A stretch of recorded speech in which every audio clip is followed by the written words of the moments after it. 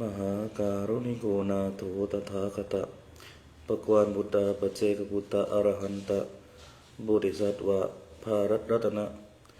บาบาดรเบียมิกะนะโมพุทธายะนะโมธรรมายะนะโมสังขายะจีพิมสังเกโชดังโชกีชบนำลาชังชูบาโดดะนีกับสูจีดังเกจินโซเกเบ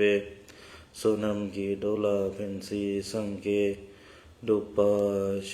สังจินัมกีชัมปารังโลเจจิตาจิตาวะเสสุงทุตมงติไปชุกีโคโลกโดโสนะโมบงสืติกามุนิฟะอุมมานีเปเมมุมอามิโตโฟกราบถวายความเคารพพระอาจารย์ดรพระมหาจัญญาสุติยาโนเจ้าอาวาสวัดพุทธปัญญาที่เคารพอย่างสูงกราบถวายความเคารพพระอาจารย์ดรพระมหานรินโทแล้วก็ขอโอกาสท่านรองศาสตราจารย์ดรพระมารุตเมธิโกแล้วก็ขอโอกาสท่านพระอาจารย์พัชรพลอารยธรรมโมแล้วก็รวมถึงขอโอกาสท่านพระอาจารย์ง่วงกิติวุฒโธถือโอกาสกราบถวายความเคารพครูบาอาจารย์มเถระเพื่อนสาธมิกที่ร่วมกันประพฤติพรหมจรรย์ทุกท่านนะครับที่อาจจะตามเข้ามาฟังนะครับรวมถึงครูบาอาจารย์พระธรรมทูตทุกท่านนะครับที่อยู่ในไทยแล้วก็ในต่างประเทศ เจริญพรญาติโยมสาธุชนพุทธบริษัททุกท่านโดยเฉพาะญาติโยมชาววัดพุทธปัญญาที่เข้ามาฟังในค่ำคืนนี้นะครับตอนนี้ตามเวลาในแคลิฟอร์เนียที่โพโมนาที่เมืองโพโมนาเนี่ยก็4 ทุ่ม 8-9 นาทีแล้วนะครับเมืองไทยก็คงอยู่ในช่วงเที่ยงนะครับแล้วก็รวมถึงขอเจริญพรทักทายไปยัง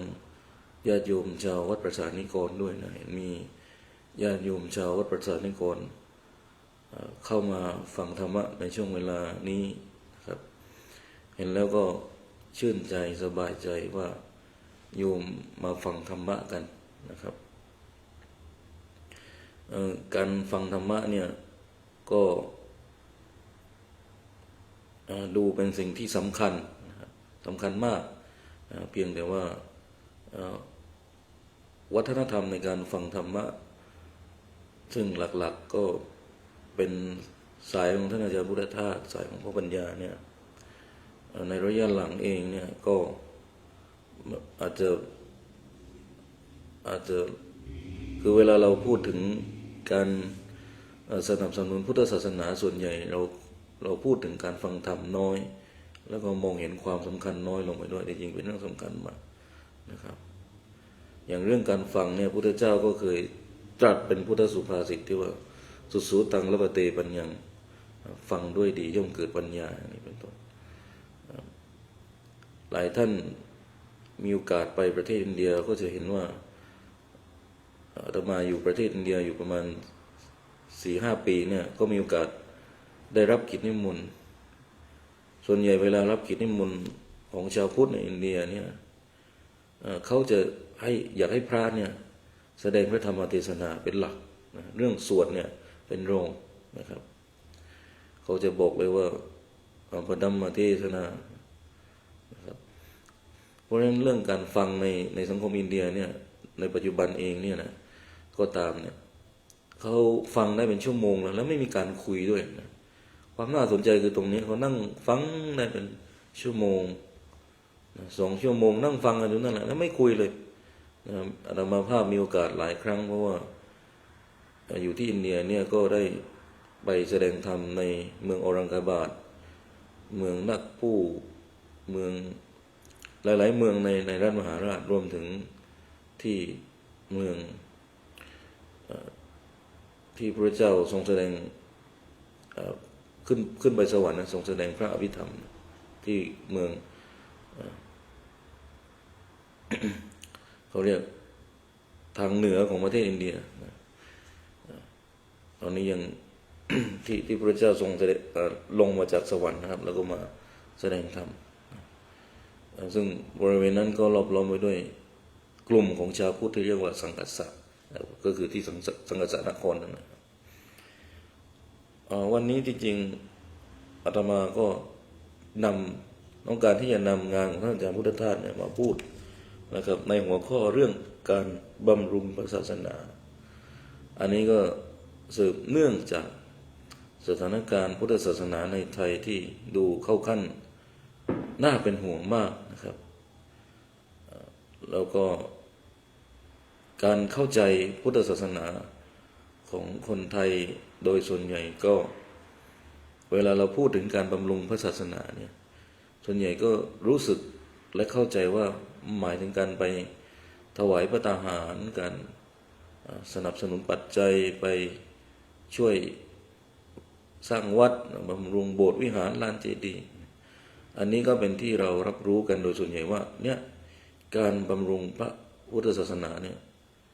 มีหน้าตาเป็นอย่างนี้ควรจะเป็นอย่างนี้นะครับซึ่งก็ไม่ใช่เป็นเรื่องที่ผิดนะแต่ว่าเดี๋ยวเราก็ต้องมาดูกันว่ามันเป็นเรื่องหลักหรือเปล่าแล้วมันเป็นเรื่องที่มีอะไรที่สำคัญกว่านี้ไหมแล้วพระพุทธเจ้าเนี่ยมีคำสอนหรือมีข้อความที่พระเจ้าตรัสเกี่ยวกับการบำรุงพระพุทธศาสนาอย่างไรซึ่งในหนังสือเล่มนี้เนี่ยซึ่งเขียนโดยท่านอาจารย์พุทธทาสเนี่ยท่านได้เขียนไว้ว่าการบำรุงพระพุทธศาสนาหรือการบำรุงพระศาสนาเนี่ยเป็นอย่างไรนะครับซึ่งอาตมาอ่านดูแล้วเนี่ยก็เห็นว่าโอ้มีประโยชน์มากวันนี้ก็เลยจะขอนำเรื่องราวเหล่านี้ที่ท่านอาจารย์พุทธทาสได้เขียนไว้มาแสดงพระธรรมเทศนามาบรรยายธรรมมาบอกเล่าให้ทุกท่านได้มาฟังได้มาคบคิดกันต่อทีนี้เรื่องการบำรุงพระศาสนานี่มันก็เกี่ยวข้องกับการปฏิบัติธรรมเลยหลักๆนะเดี๋ยวจะไปดูในรายละเอียดว่าเป็นยังไงแต่ว่าอยากจะเริ่มต้นด้วยคำกลอนของท่านอาจารย์พุทธทาสเพราะว่าเวลาที่ท่านอาจารย์พุทธทาสพูดเนี่ยเวลาท่านพูดเรื่องการบำรุงพระศาสนาท่านก็จะพูดหมายถึงการปฏิบัติธรรมจะเป็นส่วนใหญ่เดี๋ยวรายละเอียดจะเป็นยังไงเดี๋ยวอาตมาก็จะเล่าหลังจากการอ่านกลอนเรื่องนี้คืออาจารย์พุทธทาสได้พูดเรื่องนี้ซึ่งเป็นกลอนหรือเป็นคำสอนที่เป็นมอตโต้สำคัญของทางสวนโมกขวารารามนะก่อนหน้านี้ก็ได้มีพระอาจารย์จากสวนโมกคือท่านอาจารย์มารุตเมธิโกที่เป็นอดีตที่เป็นรองศาสตราจารย์ดรเป็นอดีตข้าราชการที่เคยสอนในที่มหาลัยสงขลาท่านก็มาจากสวนโมกนะครับแล้วก็มีท่านอาจารย์พัชรพลอริยธรรมโมท่านก็มาจากสวนโมกก็คงได้แสดงธรรมะที่มีคุณค่าอย่างลึกซึ้งไปแล้วอยู่เยอะพอสมควรนะครับในฐานะที่มาจากสวนโมกต้นตำรับเองนะครับอาตมาเนี่ยเป็นคนนอกซึ่งเข้าไปศึกษางานทางสวนโมกก็เดี๋ยวลองดูจากคนนอกที่เข้าไปศึกษางานของท่านอาจารย์พุทธทาสงานของสวนโมกดูว่าจะเป็นยังไงคืออาจารย์พุทธทาสได้เคยแต่งกลอนไว้แล้วก็เป็นกลอนดังกลอนสำคัญเลยนะครับเช่นอาจารย์ท่านบอกว่าถ้าศีลธรรมไม่กลับมาเนี่ยโลกาจะวินาศมอตโต้นี้หรือคำในลักษณะนี้เป็นคำสำคัญของทางสวนโมกใช่ไหมครับเป็นเวลานึกถึงสวนโมกคำนี้ก็จะลอยเข้ามาเลยนะนอกเหนือจากเป็นมนุษย์เป็นได้เพราะใจสูงเหมือนหนึ่งยูมีดีที่แววขนแล้วเนี่ยกลอนนี้ก็เป็นกลอนสำคัญเช่นอย่างที่ว่านี่ก็คือถ้าศีลธรรมไม่กลับมาโลกาจะวินาศมนุษย์ชาติจะเลวร้ายกว่าเดรัจฉานนะครับเดรัจฉานเนี่ยหมายถึงสัตว์เดรัจฉานเพราะว่าสัตว์เดรัจฉานเนี่ยแต่เดรัจฉานนี่มันแปลว่าสัตว์ที่มีลำตัวขวางมันต่างจากมนุษย์มีความหมายก็คือมนุษย์เดินตรงนะตัวนี่ไม่ได้ขวางมนุษย์นี่ตัวตั้งตรงเดินไปแต่ว่าความหมายของคำว่าเดรัจฉานเนี่ยมันมีนัยยะในภาษาธรรมอีกซึ่งแปลว่าการที่ศึกษาเล่าเรียนหรือการใช้ชีวิตที่ไปขัดไปขวางการเข้าถึง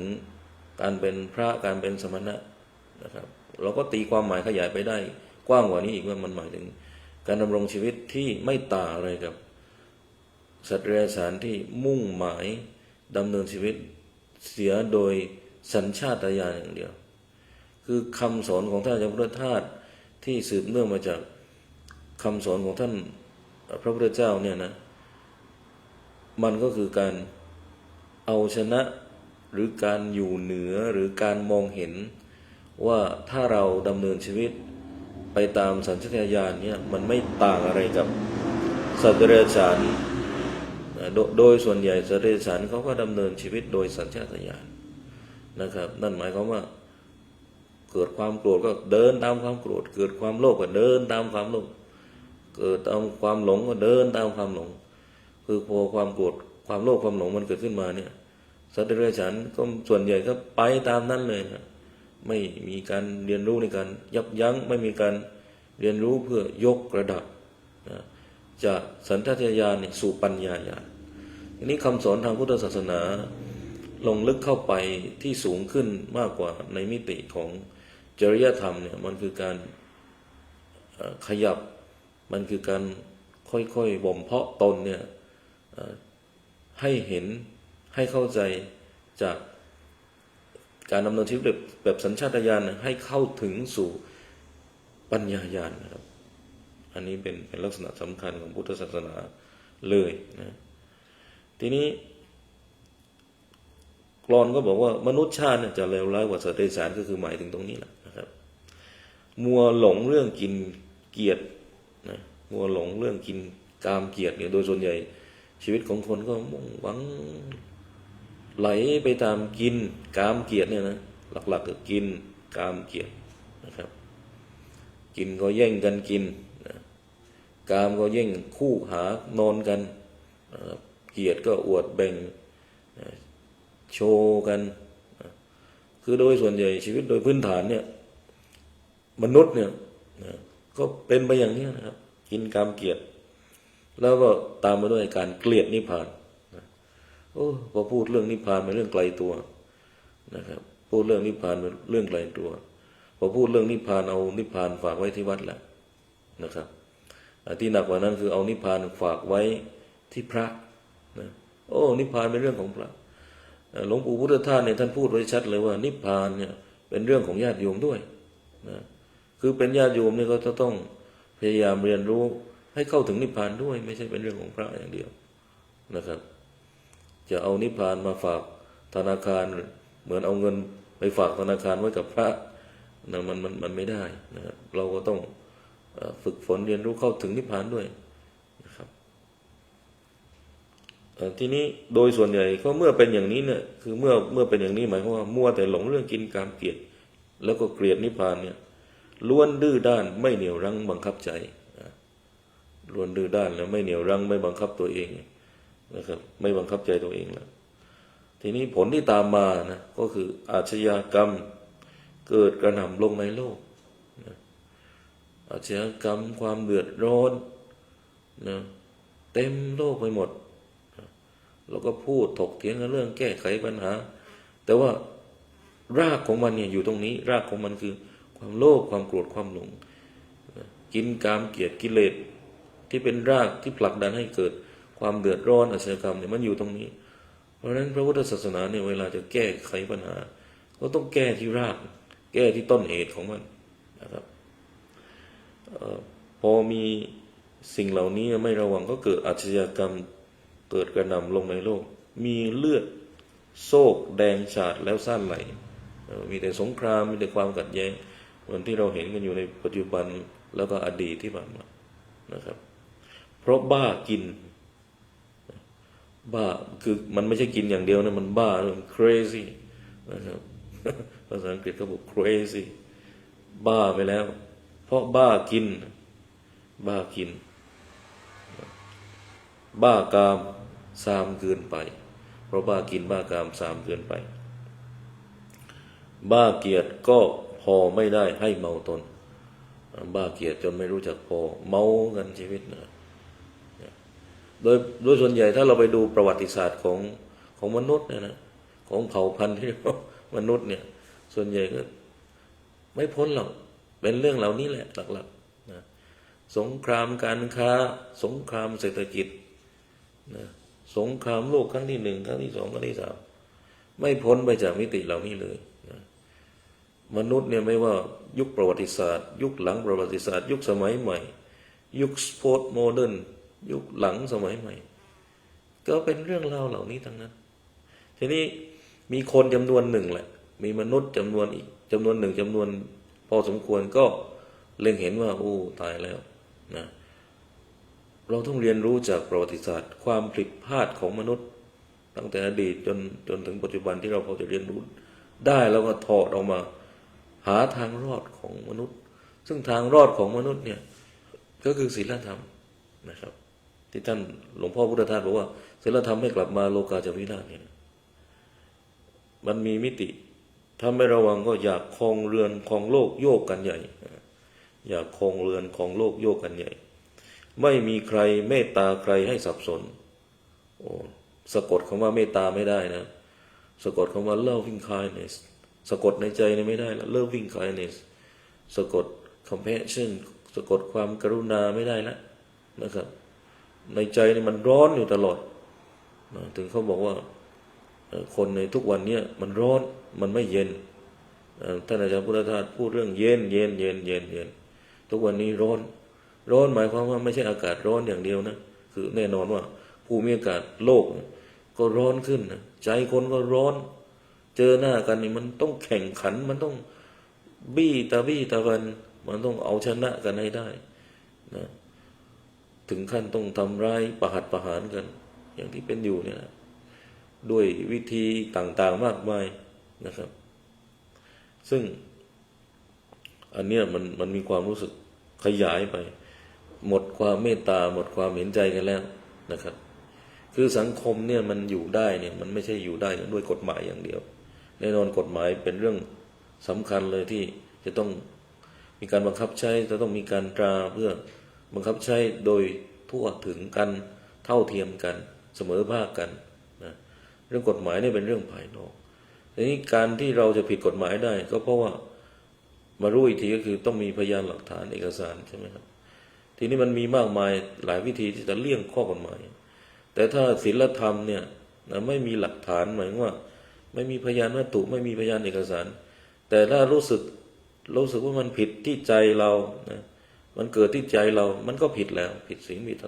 ดศีลผิดศีลธรรมแล้วเพราะฉะนั้นศีลธรรมธรรมะเนี่ยมันมีความหมายที่ลุ่มลึกและกว้างขวางกว่าในแง่ของข้อกฎหมายในเรื่องของกรอบกฎหมายในเรื่องของสังคมที่อยู่กันเพียงแค่ข้อกฎหมายเท่านั้นนะครับสังคมจริงต้องอยู่กันด้วยความเข้าอกเข้าใจกันความมีเมตตาต่อกันนะครับไม่นั้นมันก็เหมือนกับม้าเหมือนกับควายวิ่งแข่งกันตลอดเวลานะแล้วยิ่งถ้าวิ่งแข่งกันแล้วไม่มีกติกาไปใหญ่ๆมันก็รบราฆ่าฟันกันเหมือนที่เป็นอยู่นะครับถ้าเป็นอย่างนี้มนุษย์ไม่ได้ฉลาดเลยนะถ้าเป็นอย่างนี้มนุษย์ไม่ได้ฉลาดเลยถ้ามนุษย์ฉลาดจริงเหมือนที่หลวงพ่อพระพรหมพระอปยุตโตหรือพระพุทธโฆษสมเด็จพระพุทธโฆษาจารย์พระอปยุตโตท่านก็บอกว่าถ้ามนุษย์เราฉลาดจริงๆเนี่ยเราก็ต้องเรียนรู้ที่จะอยู่ด้วยกันอย่างมีความสุขสิสุขสงบสิฉลาดกันจริงไม่ใช่อยู่แล้วแข่งแย่งกันทะเลาะกันฆ่ากันมันความสุขมันก็ไม่มีนะมันก็มีความทุกข์ตามมาในระยะประชิดใกล้ชิดเลยแหละถ้าเป็นอย่างนี้เพราะมนุษย์ที่ฉลาดจริงๆต้องเรียนรู้แล้วก็อยู่ให้ได้ให้อยู่กันอย่างสงบสุขอันนี้ถือว่ามนุษย์แบบนี้เป็นมนุษย์หรือเป็นคนที่ฉลาดจริงอันนี้ฉลาดของจริงต้องเป็นอย่างนี้ทีนี้ท่านอาจารย์พุทธทาสก็แต่งกลอนว่าขอศีลธรรมได้กลับมาพาผู้คนพาหมู่คนให้ผ่านพ้นวิกฤตการณ์ทันเวลานะครับให้ผ่านพ้นนะวิกฤตการณ์ทันเวลาถ้าไม่ทันเวลานี่มันมีสิ่งหรือมันมีคำพูดหนึ่งที่เรียกว่าเกินเวลาที่จะเยียวยาแล้วนะครับแสดงว่าสนิมมันเกิดขึ้นมันกัดกินเหล็กเนี่ยผูกกร่อนไม่หมดแล้วปัญหาบางปัญหาเนี่ยแก้ไขไม่ทันแล้วเพราะว่า รอให้ปัญหาเกิดก่อนแล้วก็มาแก้ไม่หาวิธีวิเคราะห์ถึงแนวโน้มที่จะตามมาซึ่งปัญหานะก็ต้องหาทางป้องกันปัญหาไว้ก่อนนะไม่ใช่ปัญหาเกิดแล้วงัวหายแล้วเขาเรียกสุภาษิตไทยเขาบอกว่างัวหายแล้วค่อยล้อมคอกนะค่อยป้องกันปัญหาตามหลังบางทีมันเกินเยียวยาที่จะแก้ไขแล้วมันแก้ไขไม่ทันแล้วงานงอกเขาเรียกอันนี้ก็อยากจะชวนเปิดการพูดธรรมะด้วยกลอนของท่านพุทธทาสอย่างนี้ก่อนนะครับทีนี้ความน่าสนใจของหนังสือเรื่องนี้เรื่องการบำรุงพระศาสนาเนี่ยท่านก็เขียนเรื่องทางรอดของมนุษย์โลกไว้นะทางรอดของโลกมนุษย์ไว้ของมนุษย์โลกไว้เนี่ยเพราะว่าที่บอกก็คือถ้าศีลธรรมไม่กลับมาโลกาจะวินาศทีนี้ท่านอาจารย์พุทธทาสก็ไม่ได้พูดเฉพาะว่าถ้าศีลธรรมไม่กลับมาโลกาจะวินาศแล้วศีลธรรมเนี่ยมันต้องเป็นยังไงท่านก็เขียนไว้ว่ามันเป็นยังไงท่านก็บอกว่าเนี่ยคือทางรอดของมนุษย์โลกเนี่ยจะต้องมีตามีหูจมูกลิ้นกายใจไว้สำหรับศึกษาเพื่อให้รู้สิ่งทั้งปวงอย่างถูกต้องตามความเป็นจริงอย่างถูกต้องแล้วก็ตามความเป็นจริงนะคือเรามีตาหูจมูกลิ้นกายใจไว้เนี่ยสำหรับศึกษาเพื่อให้รู้จักสิ่งทั้งปวงอย่างถูกต้องตามความเป็นจริงนะเพื่อชีวิตอยู่ได้อย่างสงบสุขเราไม่ได้มีตาหูจมูกลิ้นกายใจมีอายตนะเหล่านี้ไว้สำหรับเป็นสื่อให้เราตกเป็นทาสของกิเลสคือมีตาหูจมูกลิ้นกายใจเนี่ยไม่ใช่รับใช้กิเลสไม่ใช่รับใช้แต่ความต้องการของตัวเองนะจนงูหัวไม่ขึ้นท่านอาจารย์พุทธทาสบอกว่าให้เราต้องตกเป็นทาสของกิเลสจนชนิดที่ว่างูหัวกันไม่ขึ้นอันนี้ถือว่าหนักแล้วนะครับลงดิ่งฝังลากลึกแล้วนะสลัดไม่ออกแล้วนะถอนตัวไม่ขึ้นแล้วเขาเรียกงูหัวไม่ขึ้น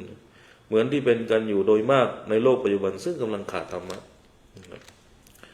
เราบังคับโลกตัวเราไม่ได้ก็จริงนะครับโลกนอกตัวเราเนี่ยไม่ได้ก็จริงนะครับแต่เราสามารถเรียนรู้ที่จะควบคุมตาหูจมูกลิ้นกายใจให้สัมผัสแต่ในลักษณะที่ไม่เป็นพิษเป็นภัยแก่เราได้โดยอาศัยธรรมะนั่นเองนะครับถ้าคนในโลกทำได้เช่นนี้โลกนี้ก็จะเป็นโลกที่งดงามน่าอยู่น่าอาศัยหรือเป็นโลกของพระศรีอริยเมตไตรขึ้นมาทันทีทันควันเพราะเป็นโลกที่อิ่มเอิบไปด้วยธรรมอันนี้ก็หมายถึงว่าเวลาเราในเมืองไทยมันก็จะมีกระแสเรื่องโลกพระศรีอานเนาะหรือโลกพระศรีอริยเมตไตรว่าในยุคพุทธศาสนาหลังพระสัมมาสัมพุทธเจ้าโคตมะพุทธเจ้าเนี่ยโลกของพุทธศาสนาในยุคพระศรีอานก็จะเพอร์เฟกต์มันฟังแล้วคล้าย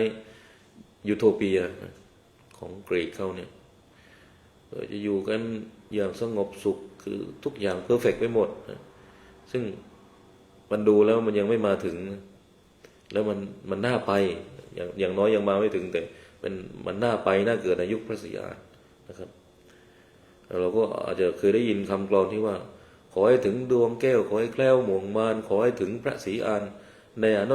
นอนาคตการเบื้องหน้านู้นเถิดนี่เป็นคำสนเป็นบทสวดโบราณนะที่พอจะจำได้จาก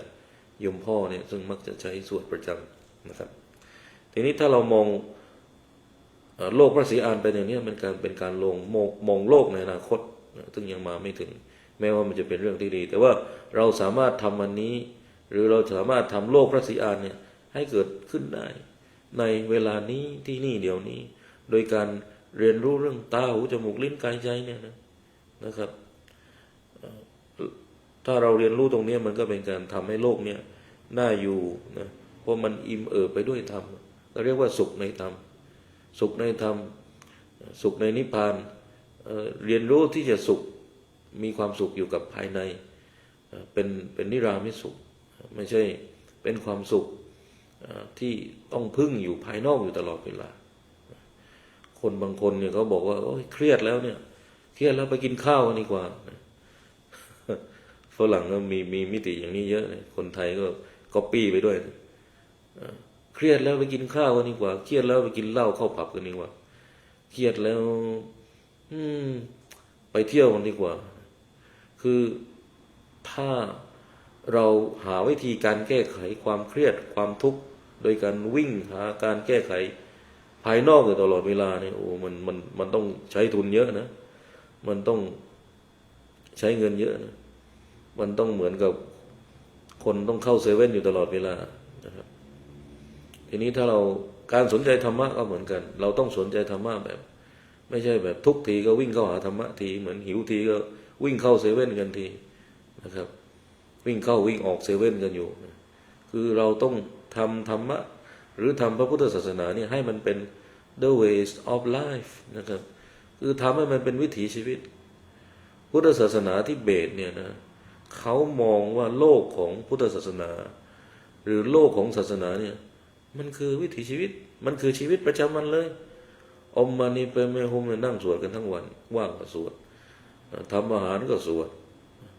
ก็เพราะว่าการสวดมันไม่ได้ความว่าต้องมาสวดที่วัด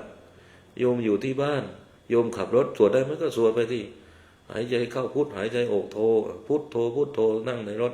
ขับรถอยู่เนี่ยทำได้ทั้งนั้นนะครับไม่ต้องมานั่งทำอยู่ในวัดโอ้ท่านเรามานั่งคิดว่าการปฏิบัติธรรมการศึกษาธรรมะการปฏิบัติธรรมะมันหมายถึงว่าต้องเข้าวัดถ้าอย่างนั้นโยมขับรถบนถนนก็ไม่ต้องมีสติกันแล้วจะเร่งเท่าไหร่จะเหยียบเท่าไหร่ก็ได้ตำรวจไม่เห็นไม่เป็นไรนะครับเหมือนที่เป็นกันอยู่ที่เมืองไทยก็เป็นเยอะนะครับเอาธรรมะไปฝากไว้ที่วัดเหมือนเอาเงินคิดว่าเอาเงินไปฝากธนาคารไว้ที่วัดธรรมะเนี่ยมันใช้ได้ตลอดขับรถบนถนนเหมือนที่ท่านพระอาจารย์ดร.พระมหาจัญญาว่าขับรถบนถนนถ้ามีธรรมะเนี่ยมันก็ใช้ได้มันก็สืบเนื่องมาจากการที่พระท่านหนึ่งนะซึ่งเป็นคนขับรถสิบล้อมาก่อนท่านก็เข้ามาบวชนะแล้วท่านก็พูดว่าก็ไม่แปลกที่ท่านทำไมท่านพูดอย่างนั้นเพราะว่าท่านไม่ได้บวชดด้วยการศึกษาคืออาจจะไม่มีความศรัทธาก่อนบวชแต่ถ้าบวชเข้ามาแล้ววัดมีระบบระเบียบมีการสร้างวัดไว้ที่เรียกว่าสร้างวัดไว้เพื่อศึกษาปฏิบัติธรรมเนี่ยท่านจะไม่พูดแบบนี้อันนี้ท่านก็พูดขึ้นว่าโอ้ไม่รู้จะไปฟังธรรมะทำไมไม่รู้จะไปศึกษาธรรมะทำไมนะผมเดี๋ยวก็ศึกแล้วผมขับรถสิบล้อนะไม่รู้มันจะเกิดประโยชน์ยังไงอ่ะผมขับรถสิบล้อคือท่านก็มองเรื่องความสุขภายนอกว่าขับรถสิบล้อถ้ามันมีประโยชน์ต่อคนขับรถสิบล้อมันต้องดื่มM150สิมีประโยชน์นะมันต้องแอบพกลูกซองไว้ด้วยคนขับรถสิบล้อหรือมีใบกระท่อมหน่อยมีใบกระท่อมมีกาแฟหน่อยที่มันจึงจะประโยชน์ไอ้ธรรมะเนี่ยไม่รู้เป็นประโยชน์ยังไงกับคนขับรถผมขับรถพ่วงขับรถสิบล้อท่านอาจารย์ดร.จัญญาท่านก็บอกว่าโอ้ยตายแล้วถ้าขับรถสิบล้อแบบประมาทลงมือก็แหกโค้งนะครับลงคูอันเนี้ยก็ไม่มีธรรมะแต่ถ้าเรามีธรรมะเรามีสติเราขับรถก็ต้องระมัดระวังถูกไหมนี่ก็มีธรรมะแล้วแล้วเพราะฉะนั้นธรรมะในความหมายนี้ก็ไม่ได้จำกัดอยู่เพียงแค่ว่าอยู่ในวัดหรือจำกัดว่าการปฏิบัติธรรมะเนี่ยมันจะต้องมาเข้าคอร์สนั่งสมาธิปฏิบัติธรรมเท่านั้นในระยะหลังเองเนี่ยเขามีการจำกัดการศึกษาปฏิบัติธรรมหมายถึงว่าต้องเข้าคอร์สภาวนาเข้าคอร์สปฏิบัติธรรมนั้นจึงหมายถึงการปฏิบัติธรรมมันคือการจำกัดกรอบในการปฏิบัติธรรมให้แคบลงไปอีกนะไม่กว้างแล้วก็ไม่เป็นไปตามความเป็นจริงด้วยนะครับทีนี้เดี๋ยวเรายังอยู่กันที่หัวข้อการบำรุงพระศาสนานะครับเรามาทำความเข้าใจเรื่องการบำรุงพระศาสนากันว่าหมายถึงอะไรกันแน่นะครับอย่างที่บอกว่าอาตมาได้เกริ่นไปว่าเวลาเราพูดถึงการบำรุงพุทธศาสนาเนี่ยที่เรารู้กันอยู่แล้วคือต้องมาถวายพระทหารต้องถวายเงินสร้างวัดสร้างศาลาวิหารนะต้องทำบุญนู่นนี่นั่นก็เป็นเรื่องภายนอกไม่ได้บอกว่าไม่ดีนะดี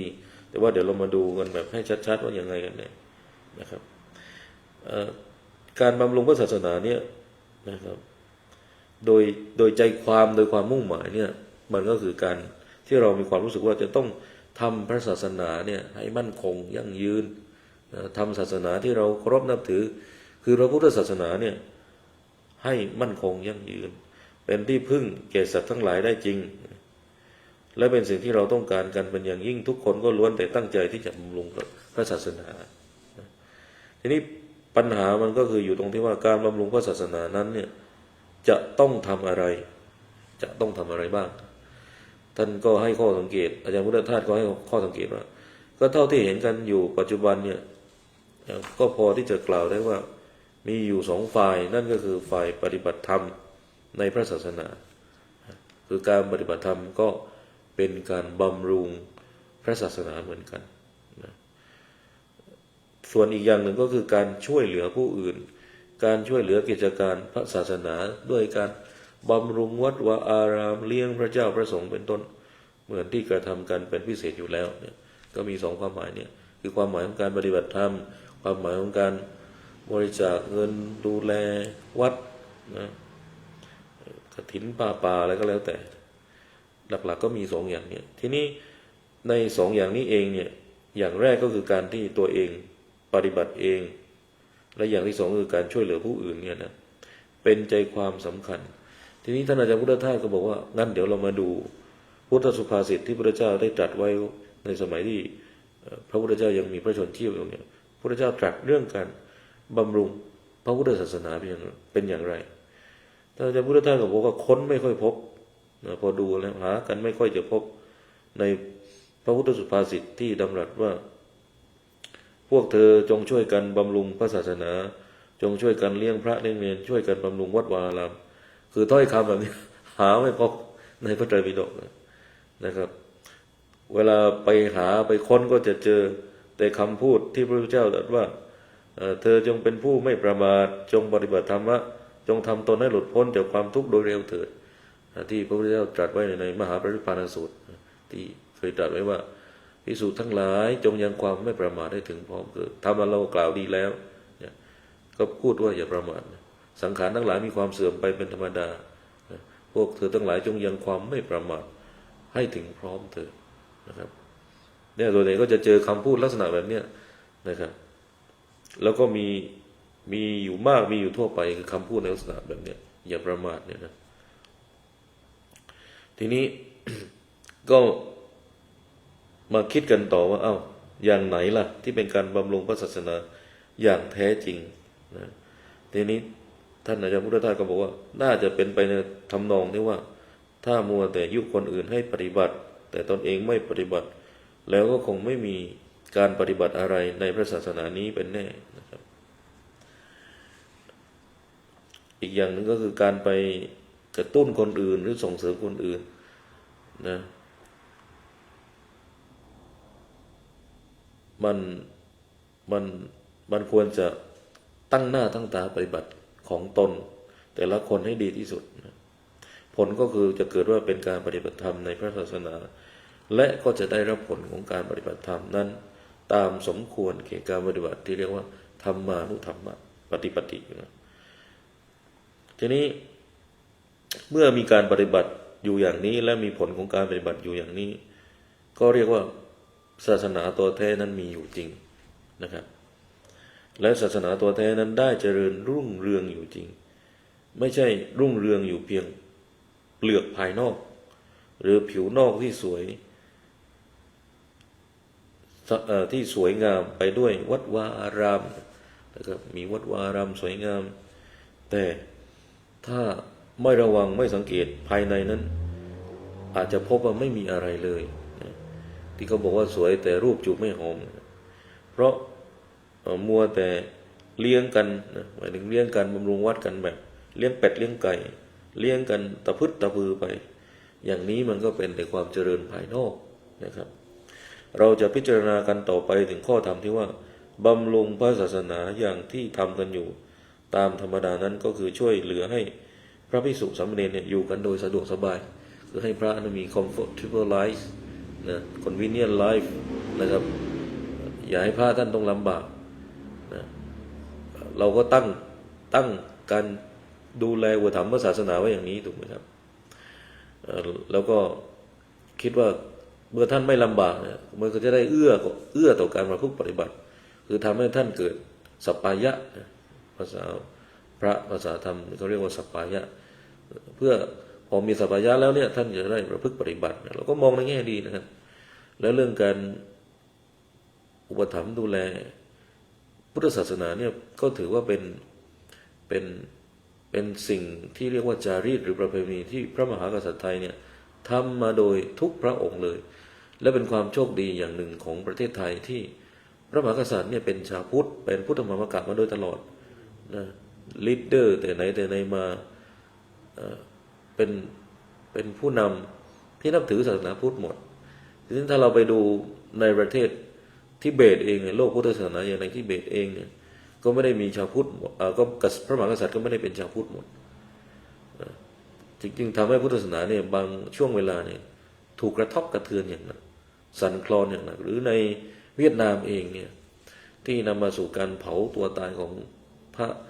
ติ๊กกวางดึกเนี่ยนะครับในยุคนั้นก็ศาสนาคริสต์ผสมกับคอมมิวนิสต์เนี่ยโอ้โหก็พุทธศาสนาก็แย่เลยหรือในอินเดียเองที่ทำให้พุทธศาสนาต้องดีคลายหรือเสื่อมไปเนี่ยเราจะเห็นว่าพระมหากษัตริย์หรือคิงในยุคนั้นเนี่ยนับถือศาสนาอื่นนะจึงทำให้เกิดการแซงชั่นการแทรกแซงนะการเลือกข้างหรือการทำให้พุทธศาสนาตกอยู่ในภาวะอันตรายนะครับก็เป็นเหตุผลหนึ่งที่ทำให้พุทธศาสนาเนี่ยดีคลายเหมือนกันนะครับภายใต้อีกหลายเหตุผลนะครับทีนี้ท่านอาจารย์พุทธทาสก็ชวนให้เรามองการบำรุงพุทธศาสนาจริงๆว่ามันเป็นยังไงนะครับทีนี้ท่านพุทธทาสท่านพุทธทาสก็ตั้งข้อสังเกตว่าท่านอาจารย์พุทธทาสท่านก็ตั้งข้อสังเกตว่าถ้าเราบำรุงพุทธศาสนาในแง่มิติที่ว่าจะทำให้พระเนรอยู่อย่างสบายถ้าเรามีมิติแค่นี้นะแล้วก็เอาแต่สร้างวัดวาอารามนะโดยที่ไม่ได้มองเรื่องการ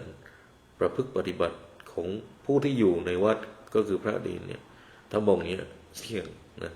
แต่นี้ถ้าเราคิดตามคติของพระมหากษัตริย์ไทยแต่โบราณเนี่ยท่านก็ให้คำตอบไว้แล้วนะอย่างเช่นว่าอย่างที่เราเชื่อว่าเป็นกลอนของสมเด็จพระเจ้าตากสินมหาราชเนี่ยที่ท่านบอกว่าอันตัวพ่อชื่อว่าพระยาตากทนทุกข์ยากกู้ชาติพระศาสนาถวายแผ่นดินให้เป็นพุทธบูชาแก่พระศาสนาสมณะพระพุทธโคดมให้ยืนยงคงท่วน500 ปีสมณะพราหมณ์ชีปฏิบัติให้พอสมอันนี้เวลามาถึงจุดเนี้ยเราจะเห็นว่าสมเด็จพระเจ้าตากสินมหาราชเนี่ยเน้นเรื่องสำคัญนั้นเรื่องไม่ใช่แค่ว่าดูแลวัดวาอารามอย่างเดียวตอนแรกเนี่ยเราจะเห็นว่าท่านพูดถึงการบำรุงวัดวาอารามแต่ภายนอกใช่ไหมที่ท่านพูดว่าอันตัวพ่อชื่อว่าพระยาตากเนี่ยทนทุกข์ยากกู้ชาติพระศาสนาไอ้ตรงข้อความที่ว่าถวายแผ่นดินให้เป็นพุทธบูชาแก่พระศาสนาสมณะพระพุทธโคดมให้ยืนยงคงท่วน5,000 ปีแต่พอมาถึงจุดนี้เนี่ยที่บอกว่าสมณะพราหมณ์ชีปฏิบัติให้พอสมเจริญสมถะวิปัสสนาพ่อชื่นชมถวายบังคมรอยบาทพระศาสดาเนี่ยอันนี้เป็นการเน้นว่าการบำรุงศาสนาเนี่ยไม่ใช่แค่การบำรุงแต่ภายนอกนะบูรพพระมหากษัตริย์ไทยเนี่ยก็มีกลอนหรือทำให้เป็นแบบอย่างตรงนี้อยู่แล้วนะครับทีนี้ท่านอาจารย์พุทธทาสก็พูดต่อว่าถ้าเรามัวแต่เลี้ยงพระเนรหรือสร้างเสนาสนะนั้นเนี่ยซึ่งทำให้ผลเนี่ยเป็นผลที่ทำให้พระเนรเนี่ยได้กินดีอยู่ดีเองแต่ถ้าเราไม่สนใจสิ่งที่เรียกว่าตัวแท้ของพระศาสนานั่นคืออะไรเนี่ยก็เสี่ยงไม่สนใจที่จะเข้าไปไต่ถามว่าธรรมะนั่นเป็นอย่างไรแล้วจะปฏิบัติกันอย่างไรเพราะส่วนใหญ่ก็มาแต่นอนใจว่าได้บำรุงพระศาสนาแล้วเป็นอย่างนั้นอย่างนี้ได้บุญล้นเหลือใส่กระเป๋าใส่กระจาดไปแล้วไม่ต้องการอะไรอีกแล้วจบแค่นั้นนะจริงๆพุทธศาสนาคำสอนของพระพุทธเจ้าเนี่ยยังมีข้อเสนอให้เดินทางกันต่อนะคือการบำรุงวัดวาอารามเนี่ยมันเป็นพาร์ทหนึ่งแล้วเป็น external path แล้วมันเป็นพาร์ทหนึ่งมันเป็น spiritual path แต่มันยังไม่ใช่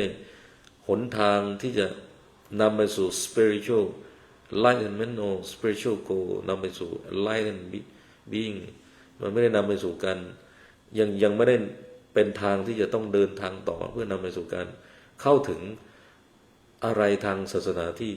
ลึกซึ้งกว่านั้นหรือเข้าถึงมิติทางจิตวิญญาณที่ลึกซึ้งมากกว่านั้นนะครับทีนี้ถ้าเรามองแต่เรื่องของการบำรุงวัดวาอารามให้พระเนรได้ฉันดีอยู่ดีเนี่ยมันเป็นลักษณะที่ท่านอาจารย์พุทธทาสว่าการบำรุงลักษณะแบบเนี้ยมันเป็นการบำรุงพุทธศาสนาชนิดที่ว่าเหมือนกับการเลี้ยงไก่ไว้ไข่ให้สุนัขกินมันเป็นยังไงการเลี้ยงไก่ไว้ไข่ให้สุนัขกินเนี่ยนะท่านก็บอกว่าลองมาดูความหมายกันท่านก็บอกว่าถ้ามีใครสักคนหนึ่งเนี่ยอุตส่าห์เลี้ยงไก่มากมายด้วยความยากด้วยความลำบากครั้นไก่ไข่ออกมาแล้วก็ไม่ได้สนใจนะที่เขาพูดว่าอุปชาเป็ดอุปชาไก่นี่คืออย่างนี้เลยนะไก่เป็ดนี่เปรียบเทียบได้ดีมากถึงขนาดว่าเอาคำนี้ไปใช้กับคำว่าพระอุปชาเป็ดอุปชาไก่เลยนะครับก็คืออุปชาที่บวชอย่างเดียวแล้วไม่อบรมกุลบุตรไม่มีสัทธิวิหาริกไม่มีมิติอันวาเดสิกอะไรต่างๆเนี่ยนะเพราะฉะนั้นถ้าบำรุงพระศาสนาแต่ว่าคิดถึงว่าให้พระเนรอยู่สบายแล้วจบแค่นั้นเนี่ยมันเป็นลักษณะเหมือนเลี้ยงไก่ไว้ไข่ให้สุนัขกินคือมองไม่ค่อยเห็นประโยชน์สักเท่าไหร่ใช่ไหมมันเหมือนการเลี้ยงไก่แล้วเอาไข่ไก่เนี่ยไปกินไปขายนะครับ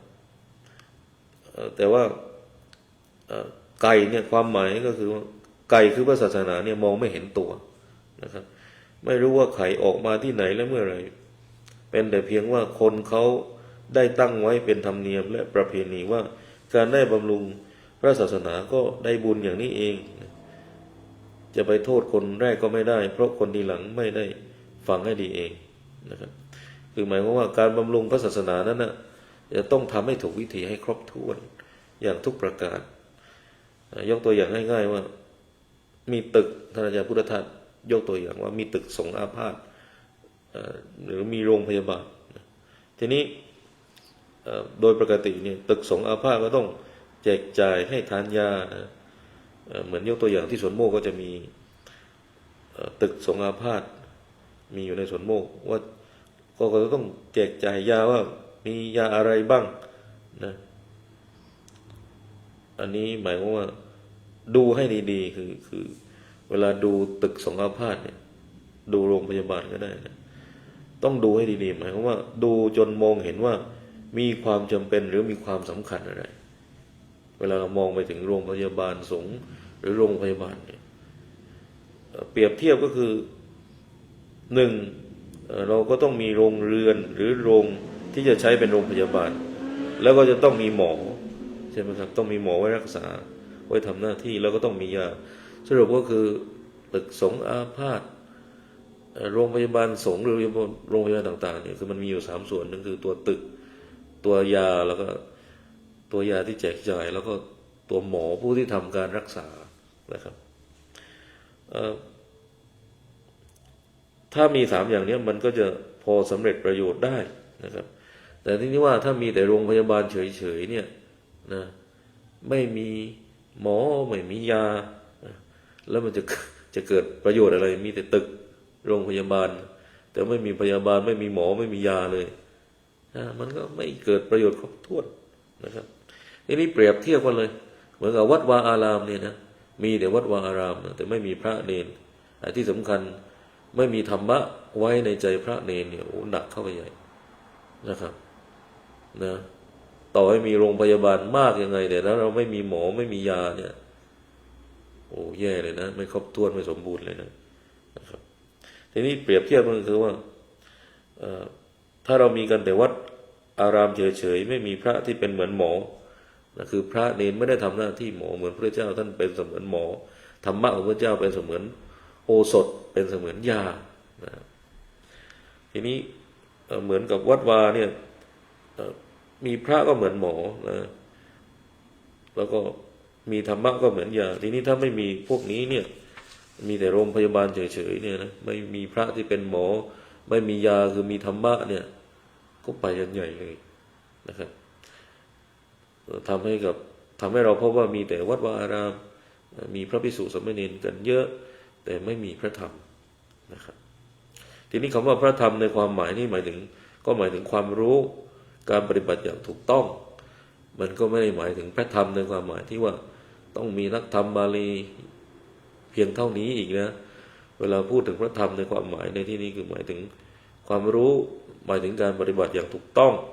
แล้วก็ให้ได้รับผลเกิดขึ้นตามสมควรแก่การปฏิบัติธรรมหรือตามสมควรแก่การปฏิบัติซึ่งอันนี้เรียกว่าพระธรรม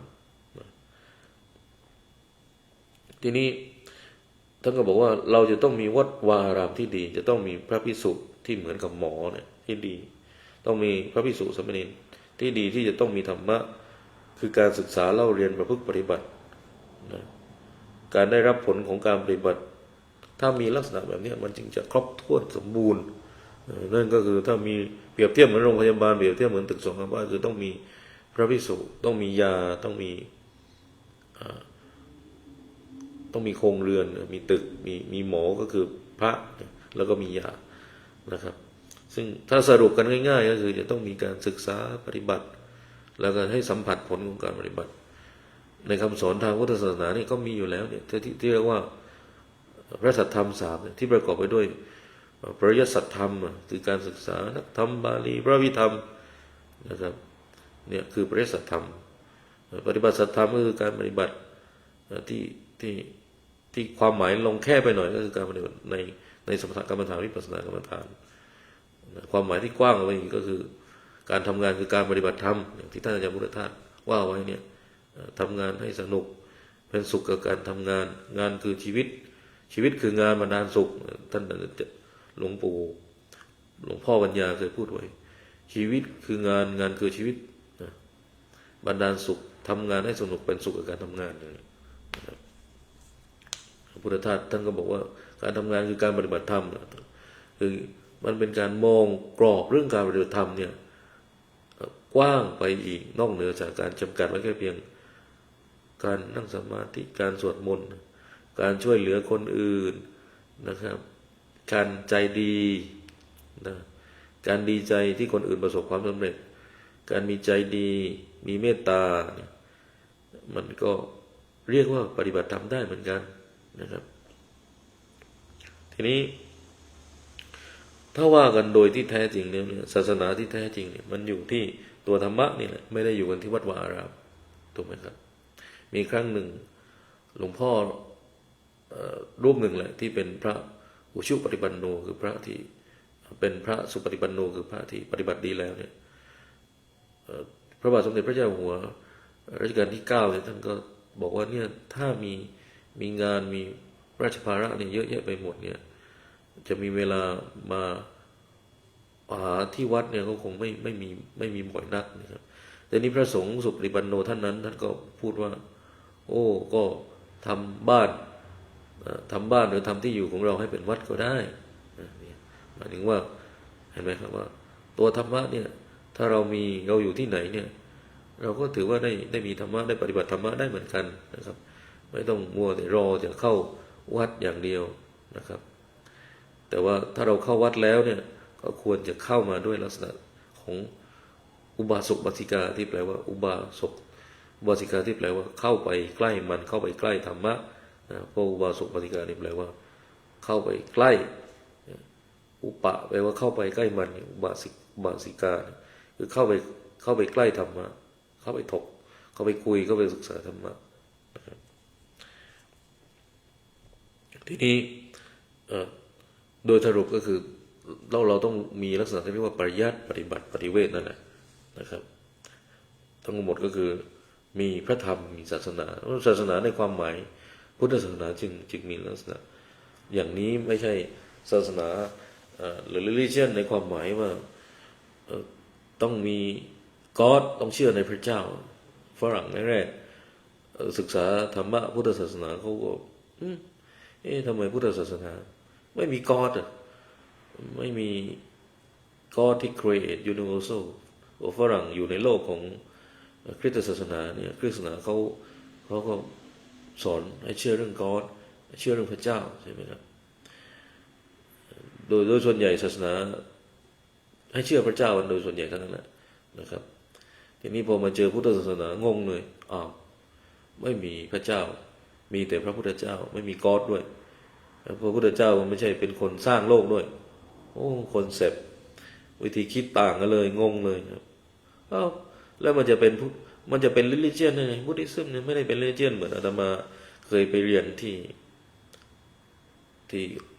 เรียนภาษาอังกฤษที่อเมริกาเนี่ยครูเขาเป็นคริสต์นะเขาก็บอกว่าBuddhism is not a religion right just only part of spiritual ก็เวลาเนี่ยมัน เวลาฝรั่งมองเรื่องศาสนาเนี่ยเขาบางครั้งเขามองไม่ได้เหมือนกันว่าเป็นพุทธศาสนา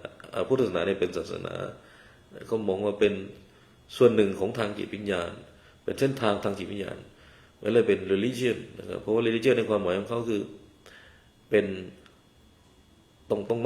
นับถือพระเจ้าต้องนับถือกอดนะจึงเป็น religion นะครับเพราะฉะนั้นการมองเรื่องศาสนาระหว่างชาวตะวันตกที่ไม่คุ้นเคยกับพุทธศาสนาอย่างท่านอาจารย์สุเมโธอาจารย์วสันโนเนี่ยยกเว้นว่าคุ้นเคยแบบนี้ก็ไม่ได้มองว่าศาสนาจะต้องมีกอดเท่านั้นนะแล้วพุทธศาสนาเป็นศาสนาไม่ได้เขาคงไม่มองอย่างนี้ถ้าคนไม่คุ้นเขาก็คงมองอย่างนี้ว่าศาสนาพุทธมันคงไม่ใช่ศาสนาพุทธเพราะไม่มีความเชื่อเรื่องพระเจ้าใช่ไหมการมองเรื่อง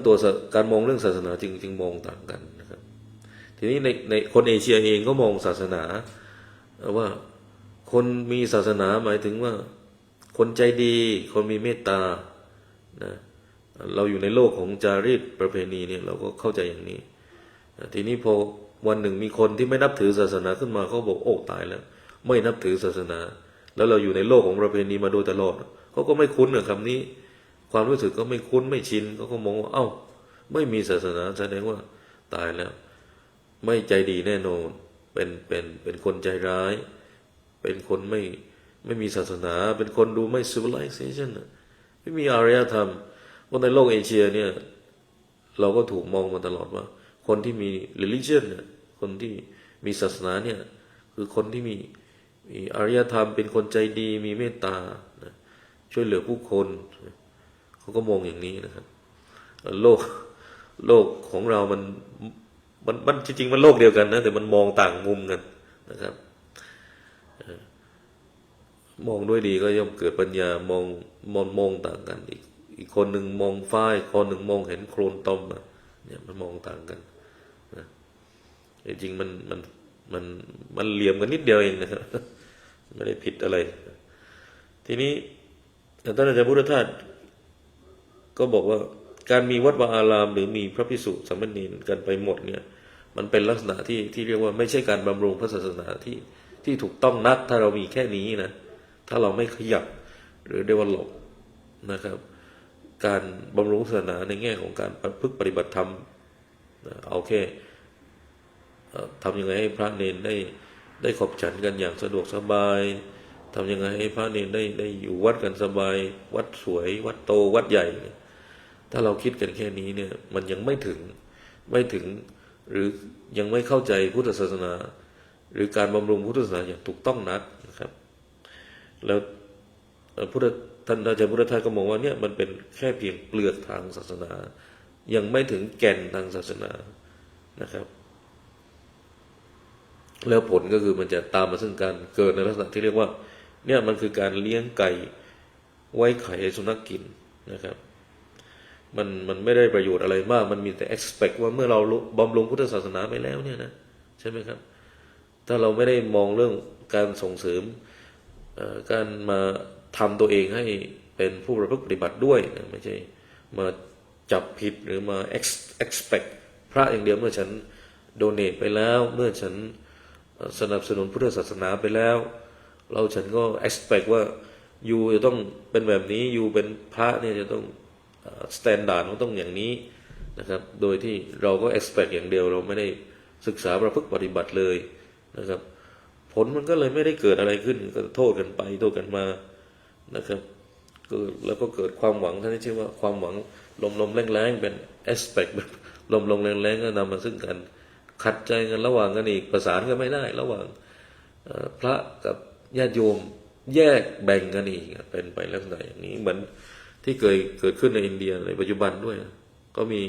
ชาวพุทธที่เป็นคฤหัสถ์เนี่ยเขาก็ไม่เข้าวัดเลยนะครับ เพราะว่าวัดมันก็บางทีก็ไม่น่าเข้าเหมือนกันนะก็แยกกันชาวบ้านก็สวดเองนะสวดกุศลาเองสวดทุกอย่างทำเองหมดเลยนะฮะแล้วก็อันนี้ก็เคยเกิดขึ้นในอินเดียแล้วเคยเกิดขึ้นในประเทศอินโดนีเซีย บางกลุ่มด้วยที่เขาไม่ต้องการพระเลยเขาก็อยู่ของเขาไปนะครับแต่เขาก็ไม่ได้เป็นศัตรูกับพระนะแต่เพียงแต่ว่าเขาไม่อยากมายุ่งเขาไม่นับถือพระเท่านั้นเองแต่ว่าไม่ได้ว่ามาจงเกลียดจงชังมาด่าเช้าด่าเย็นมาเอาข่าวพระแฉกันให้พังกันไปข้างมึงนะเขาไม่ได้มีจิตแบบนั้นหรอกนะเขาโอเคว่าไม่อยากมายุ่งนะครับอยู่ใครอยู่มันกันแล้วกันอันนี้คือภาพที่เกิดขึ้นในอินเดียแล้วเป็นลักษณะพุทธศาสนาแบบดร.เบกก้านะครับทำให้ขาดมิติแบบเขาเรียกว่าBuddhist tradition คือมันไม่มีมันเป็นพุทธศาสนาแบบ secular Buddhism secular Buddhism คือเป็นพุทธศาสนาแบบดร.ศาสนายันโคเอนกาแล้วก็มิติพุทธศาสนาแบบดร.อเบกก้าคือมีทั้งศาสนายันโคเอนกานะครับแล้วก็ดร.อเบกก้าคือไม่ผูกพันหรือเกี่ยวข้องกับวัดกับพุทธศาสนาแล้วก็ไม่ได้มีความเชื่อเรื่องthe next life เลยนะครับไม่มีความเชื่อเรื่อง past life previous life ไม่เชื่อเรื่องโลกสวรรค์โลกหลังความตายนะเขาตัดมิตินี้ออกไปเลยแล้วก็ไม่ได้มาสัมพันธ์กับพระไม่ได้มาวัดด้วยก็เป็นพุทธแบบเขาเรียกว่า secular Buddhism นะครับทีนี้ถ้าเราอยู่ในมิติของประเพณีเราก็จะไม่มีลักษณะแบบนี้นะครับเป็น tradition Buddhism นะครับทีนี้กลับมาเรื่องการบำรุงพระพุทธศาสนานะครับ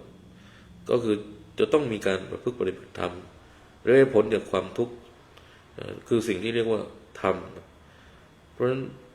ศาสนาพุทธเกิดขึ้นมาเนี่ยจึงไม่ใช่เกิดขึ้นมาเพื่อที่จะมีแค่เพียงวัดวาอารามแล้วก็มีแค่พระเนรเท่านั้นนะแล้วก็จบไม่ใช่นะถ้ามีแค่นี้มีแค่เปลือกนอกนะครับแล้วก็ไม่ได้ทำหน้าที่ทางพุทธศาสนาอย่างถูกต้องอย่างคุ้มค่านะครับ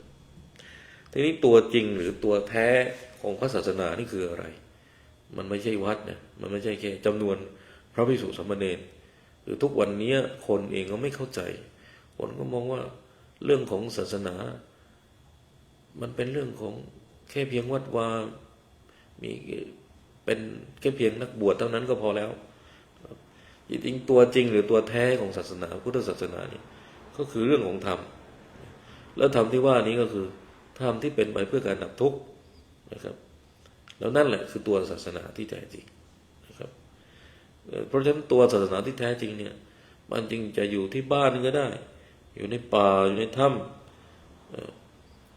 ไม่จำเป็นต้องมีวัดวาอารามอันสวยงามก็ได้คือวัดวาอารามมีไว้เพื่อเป็นสถานที่เพื่อเป็นสถานที่ที่มันเขาเรียกอะไรมันแยกตัวออกจากเมืองอยู่ระดับหนึ่งนะมันเอสเคปตัวมันเองเพื่ออยู่ในเมืองอย่างเพื่ออยู่ออกจากเมืองอย่างหนึ่งเพื่อที่จะไม่ไปยุ่งวุ่นวายกับในเมืองมากนะครับก็แล้วก็ไม่ได้ห่างเมืองมากนะอันนี้วิธีการตั้งวัดหรือการสร้างวัดตามหลักสัปปายะเลยนะครับก็เพื่อที่จะได้ใช้พื้นที่วัดเนี่ยในการอยู่กับความสงบความเงียบกับธรรมชาติไม่จอแจอยู่กับในเมืองนี่มันก็ไม่ไหวนะครับเราต้องมีธรรมะต้องมีต้นไม้ที่ส่งเสริมสิ่งที่เรียกว่าโรมณียสถานด้วยนะครับทีนี้ถ้าเป็นลักษณะแบบเนี้ยมันก็เป็นตัวศาสนาได้ทีนี้ชาวบ้านก็เหมือนกันชาวบ้านถ้ามีลักษณะที่ว่าปฏิบัติธรรมะเนี่ยมันก็อยู่ที่บ้านด้วยก็เหมือนกับอยู่วัดนะครับแต่ก็ต้องถามว่าจริงๆว่าแล้วอยู่บ้านเนี่ยปฏิบัติจริงหรือเปล่าไม่ใช่บอกอยู่บ้านก็ปฏิบัติธรรมเพราะว่ามันจะมีลักษณะที่เรียกว่าถ้าเราไหว้พระสวดมนต์ ปฏิบัติธรรมนั่งสมาธิคุยธรรมะอะไรที่เกี่ยวกับกิจกรรมธรรมะกวาดลานวัดไม่พูดเท็จไม่พูดส่อเสียดไม่พูดร้ายการช่วยเหลือผู้อื่นการใจดีการมีเมตตาเนี่ยถ้ามันสามารถมีสิ่งเหล่านี้เกิดขึ้นในบ้านจริงๆเนี่ยมันก็เป็นเรื่องดีแล้วมันก็จะมีสิ่งที่เรียกว่า spiritual energy มันจะมีพลังงานนอกจากเป็นspiritual environment เป็นโรแมนติกสถานเป็นบรรยากาศทางธรรมะแล้วก็มีพลังงานที่เรียกว่า spiritual energy นี่คือสายพลังงานอย่างสายทิเบตเนี่ยเขาก็เชื่อว่ามนุษย์เนี่ยมีพลังงานเช่นเวลาความโกรธเกิดขึ้นเนี่ยมันจะมีมันจะมีพลังงานของมันเลยนะมันจะมีคลื่นของมันนะใช่ไหมอันนี้ก็เป็นพลังงานหรือเวลาที่จิตเราสงบเนี่ยนักวิทยาศาสตร์ก็เอาอะไรไม่รู้มาครอบนะอาตมาก็เคยถูกทดสอบเอาเครื่องมาครอบหัวเวลาเรานั่งสมาธิเนี่ยไอ้คลื่นเบต้ามันก็สงบมากวันไหนไม่นั่งสมาธิคลื่นมันโยกไปโยกมามันก็เหมือนจิตเราเลยนะถ้าจิตเรานั่งสมาธิเนี่ยจิตมันสงบจิตมันนิ่งการได้เข้ามาในวัดเนี่ยวัดมันส่งเสริมให้จิตเนี่ยมันดีจิตมันสงบเพราะว่าวัดมันมีต้นไม้มันมีลมต่างๆอันนี้ถ้าเราอยู่บ้านแล้วมีแต่โทรทัศน์เครื่องใหญ่เนี่ยเปิดโทรทัศน์ทั้งวันดูโทรทัศน์ตั้งแต่เช้าเย็นเปิดกันช่องก็มีหลายช่องนะมีเป็น100 ช่องเดี๋ยวนี้ติดจานเนี่ยโอ้ไหนจะดูฟุตบอลไหนจะดูแดนไหนจะดูข่าวไหนจะดูโอ้แล้วเราก็มีช่องธรรมะไม่ค่อยดูหรอกส่วนใหญ่เปิดเลื่อนผ่านนะน้อยที่จะเปิดดูธรรมะช่องธรรมะก็มีช่องของสันติอโศกมีช่องของวัดป่าบ้านตาดนะมีช่องของวัดพระธรรมกายนี่ไม่ต้องส่วนใหญ่ก็เห็นธรรมะแล้วเบื่อแล้วเลื่อนดีกว่าดูบอลดีกว่าดูข่าวดีกว่าดูเพลงดีกว่าส่วนใหญ่ก็จะเลื่อนถ้าเป็นอย่างนี้ก็ไม่ใช่ทำบ้านให้เป็นspiritual area แบบมี spiritual energy อันนี้ก็ไม่ได้แล้วนะที่บอกว่าอยู่บ้านก็ปฏิบัติธรรมได้อันนี้มันก็ไม่ใช่แล้วนะครับคือหรือแม้แต่ว่าเวลาที่เราไปอินเดียคนเขาบอกว่าไปอินเดียเนี่ยมันจะทำให้เข้าถึงธรรมะแต่พอไปอินเดียแล้วเนี่ยไปเห็นที่ประสูติตรัสรู้ปรินิพพานถ้ำทางพุทธศาสนาแล้วมันไม่ได้เกิดความสลดใจไม่ได้เกิดความอุ่นใจความซาบซึ้งในพระพุทธศาสนาเลยเนี่ยอย่างเนี้ยมันก็เป็นลักษณะแบบไม่เข้าถึงธรรมะเป็นแบบยังอยู่แค่เพียงเปลือกนอกโอ้สวยดีจังเลยโอ้ใหญ่โตจังเลยโอ้กว้างจังเลยโอ้ถ่ายรูปดีกว่า นะครับมันไม่ได้เข้าถึงตัวธรรมเพราะฉะนั้นไป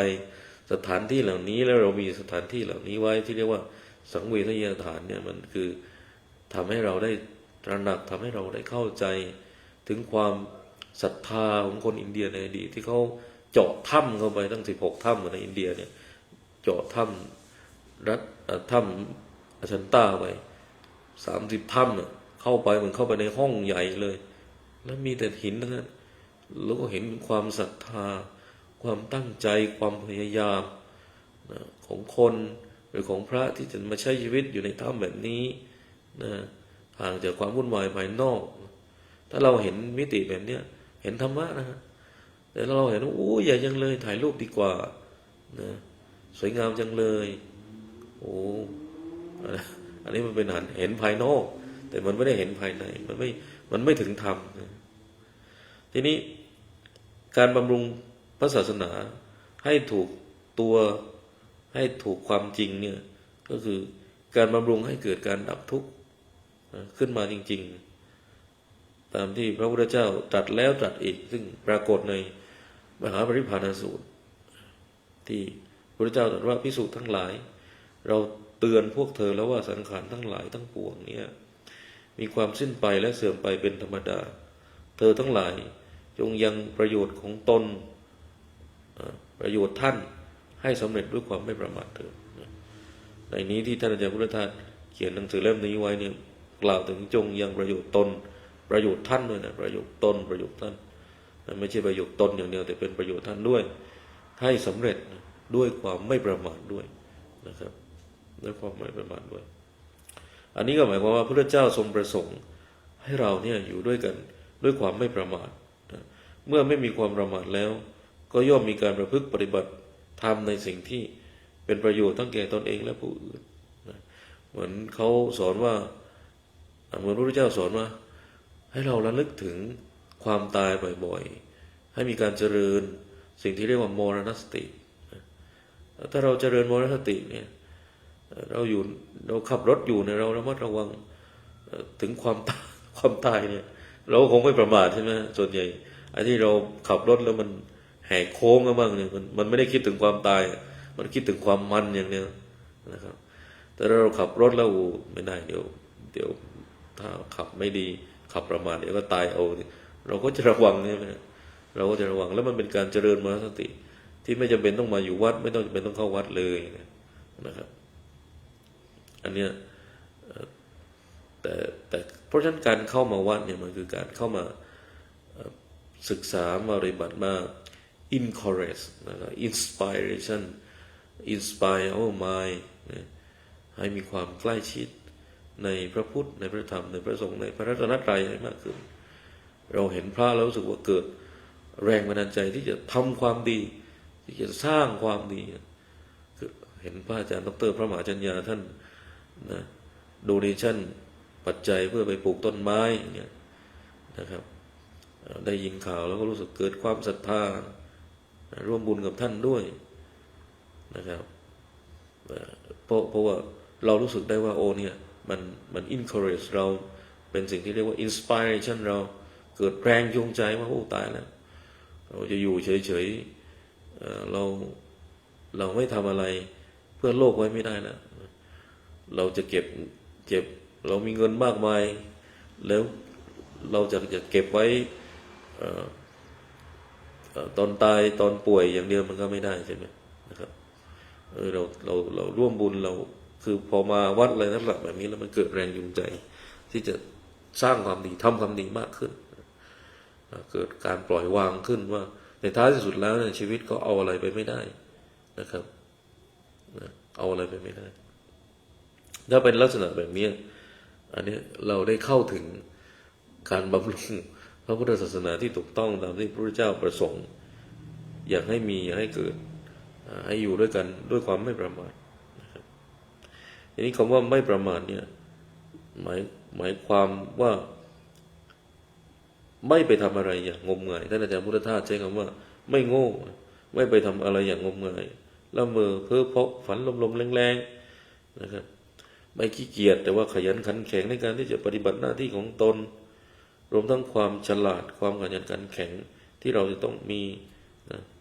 อันนี้คือลักษณะที่เราได้ประโยชน์จากพระพุทธศาสนาจริงๆนะไม่ใช่ประโยชน์พุทธศาสนาหมายถึงว่าโอ้มาช่วยงานวัดเราจะได้กับข้าวจากวัดเยอะๆหรือว่ามาช่วยงานวัดเราได้วัดครึ่งหนึ่งกรรมการครึ่งเอาปัจจัยพระไปใช้หาง่ายสบายมันมีแบบนี้เยอะนะวัดในเมืองไทยเนี่ยวัดครึ่งหนึ่งกรรมการครึ่งหนึ่งเนี่ยระบบแบบเนี้ยมีเยอะมากนะครับแล้วมันมีแต่ทำลายมีแต่ destroy แก่นสารทางพุทธศาสนาหายมาเลยหายไปจากพระหายไปจากโยมหายไปจากวัดตกลงตายแล้ววัดกลายเป็นศูนย์หรือเป็นแหล่งในการหาผลประโยชน์เป็นแหล่งปลุกปั่นปั้นทางธุรกิจอันนี้ก็บ้าอันนี้ก็ไปกันใหญ่แล้วนะอันนี้ที่เรียกว่าบ้ากินบ้ากามบ้าเกียรติหนักจนที่อาจารย์พุทธทาสบอกนี่โง่หัวไม่ขึ้นแล้วถ้าเป็นอย่างนี้เป็นทาสเลยนะเป็นสแลบนะแล้วเราจะเห็นได้ว่าท่านอาจารย์พุทธทาสเนี่ยท่านเรียกตัวเองว่าท่านเป็นทาสของพระเจ้านะก็น่าสนใจว่าทุกวันนี้คนเป็นทาสของอะไรของกินกามเกียรตินะแต่ท่านยอมเป็นทาสพระพุทธเจ้าดีกว่านะแต่ว่าคนทุกวันนี้ไม่ยอมเป็นทาสพระพุทธเจ้านะเพราะว่าไม่ชอบของมาทาสแต่สุดท้ายไม่ระวังตัวเองให้ดีก็เป็นทาสของความโลภความโกรธความหลงเป็นทาสทุนนิยมมันต้องมีเงินเยอะๆเงินเยอะ มีไม่พอต้องมีเยอะๆต้องมีแข่งกันต้องมีมากกว่า ฉันมี100 ล้านได้เขาไอ้นู้นมันมี1,000 ล้านไม่ได้ต้องมี10,000 ล้านมันต้องมีเยอะๆนะโอ้มันก็โอ้ไปกันใหญ่นะครับเนี่ยบ้าถึงว่าบ้าหนักนะ crazy หนักเลยนะครับมันเกินไปนะอันนี้คือลักษณะที่ประเภทที่ว่าอันนี้คืองงหัวไม่ขึ้นหนักเลยนะครับเพราะฉะนั้นถ้าเรามีมิติพระธรรมหรือธรรมะหรือมีศาสนาหรือมีตัวศาสนาในแง่นี้เนี่ยพุทธศาสนาวัดวานะครับพระภิกษุสามเณรก็จะเป็นที่พึ่งเป็นน้ำเย็นชโลมใจโลกเป็นน้ำเย็นชโลมใจญาติโยมนะให้ได้สัมผัสถึงความเย็นความสงบสุขภายในแก่โลกนะคนก็จะเห็นประโยชน์ของพุทธศาสนาโอ้นี่ประโยชน์ของพุทธศาสนานี่มันเป็นอย่างนี้ศาสนาที่แท้เนี่ยมันเป็นอย่างนี้นี่คือตัวศาสนานี่คือแก่นทางศาสนาไม่ใช่เปลือกนอกแล้วเนี่ยคนก็จะเกิดปัญญาเห็นประโยชน์ว่าพุทธศาสนานี่คนอยู่กันเป็นร้อยเป็นพันมันอยู่ด้วยกันได้ไม่ต้องมีกฎกติกาเหมือนที่คนแปลกใจมากเลยครั้งหนึ่งคณะ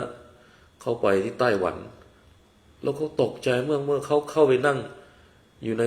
วัดของไต้หวันเขาเห็นพระภิกษุภิกษุณี300 รูปนั่งกันเงียบฝรั่งคิดเลยบอกอยู่กันตั้ง300ไม่วุ่นวายเลยเหรอปกติคน300นี่เต้นบ้างเถียงบ้างดังกันสะเทือนไปหมดแต่พอเขาบอกมาเห็นพระภิกษุณีที่ไต้หวันภิกษุณีที่เป็นผู้หญิงเนี่ย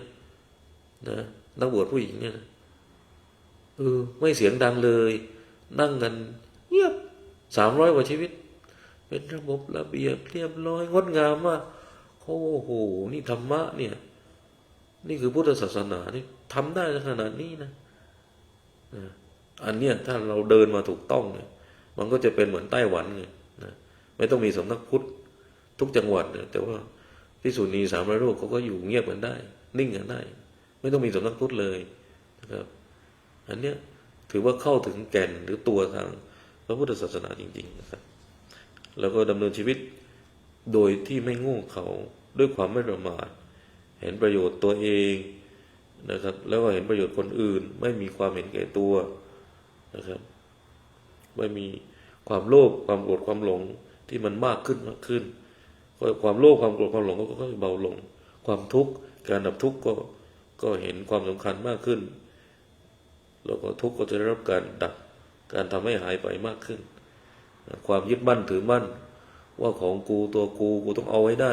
กูไม่ยอมกูต้องทำไม่ได้กูต้องก็กูยึดอยู่ในอัตตาตัวตนที่ท่านอาจารย์พุทธทาสว่าตัวกูของกูคืออย่างเนี้ยนะครับมันก็จะเบาบางลงเห็นปัญหาเห็นความทุกข์ของการยึดมั่นถือมั่นแบบนี้นะครับอันเนี้ยเราก็จะพบว่าเนี่ยศาสนาที่แท้เป็นอย่างนี้นะคนที่มีศาสนาอยู่ในจิตใจแบบนี้คือคนที่เข้าถึงแก่นพุทธศาสนามีธรรมะอยู่ในใจจิตใจก็มีจิตใจที่มีลักษณะของความสะอาดความโปร่งโล่งความสงบความเย็นให้คนรอบข้างได้สัมผัสนะครับทีนี้อันนี้ก็คือหนังสือที่จะนำมาพูดในวันนี้นะครับยังมีอีกครึ่งนี่ก็พูดไปได้ครึ่งเดียวยังมีอีกครึ่งหนึ่งนะครับแต่ว่า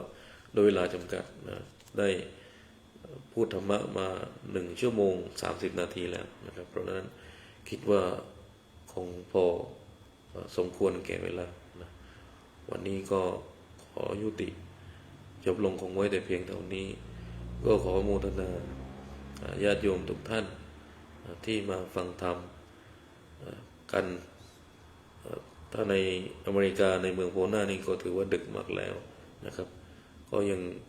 มีช่วงเวลาของการแสดงธรรมะที่ต่อจากอาตมาอีกนั่นก็คือท่านอาจารย์ดร.พระมหาอรินทร์เดี๋ยวก็จะมาแสดงธรรมปิดท้ายในช่วงค่ำคืนนี้นะครับในส่วนของอาตมาก็คิดว่าที่ได้แสดงธรรมไปก็น่าจะเป็นประโยชน์นะเป็นประโยชน์มากกว่าโทษน่าจะไม่มีโทษมีประโยชน์แก่ทุกท่านนะครับก็ขอความสุขความเจริญความเข้าใจในธรรมะ ให้มีมากขึ้นเพื่อเป็นประโยชน์ต่อตัวท่านเอง แล้วก็เป็นประโยชน์ต่อโลกขอเจริญพรขออนุโมทนา